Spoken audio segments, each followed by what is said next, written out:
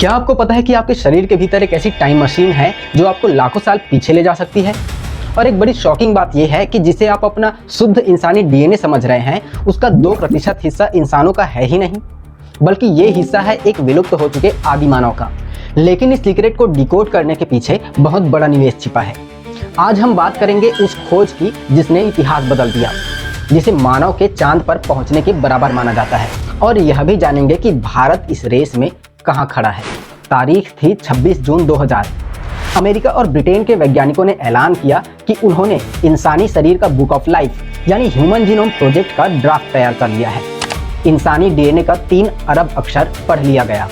इसी तकनीक से जब हजारों साल पुराने निएंडरथल आदि मानव के हड्डियों का डीएनए जांचा गया तो पता चला कि अफ्रीका के बाहर रहने वाले हर एक आधुनिक मानव का लगभग 2% डीएनए निएंडरथल का है। इस खोज ने मानव विकास की कहानी बदल दी। इसके लिए स्वांति पाबो को 2022 में नोबेल प्राइज मिला। इस खोज ने हमें 2 बड़ी महाशक्तियां दी। पहला है विशिष्ट चिकित्सा। अब कैंसर के इलाज में एक ही दवा सबके लिए जैसा नहीं रहा। अब डॉक्टर आपके डीएनए को जांचकर सिर्फ आपके लिए एक सटीक दवा बना सकते हैं। साथ ही सिस्टिक फाइब्रोसिस, अल्जाइमर और थैलेसीमिया जैसी गंभीर आनुवंशिक बीमारियों की भविष्यवाणी और रोकथाम संभव हुआ। क्रिस्पर जैसे जीन थेरेपी तकनीक भी इसी से संभव हुआ है। दूसरा है सुपर प्लांट्स। वैज्ञानिकों ने बाढ़ रोधी चावल की किस्म तैयार की जो 2 हफ्ते तक पानी में डूबे रहने पर भी नहीं सड़ता।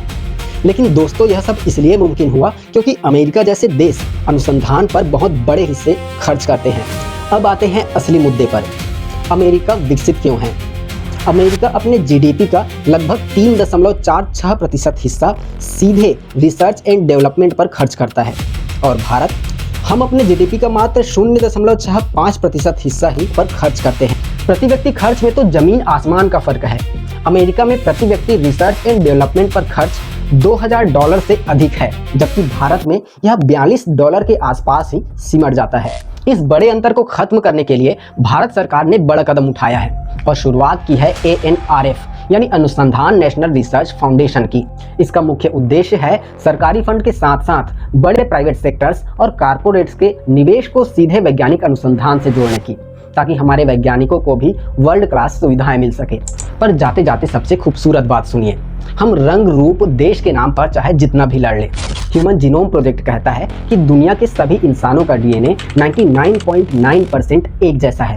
इसमें केवल 0.1% अंतर के कारण हम अलग दिखते हैं।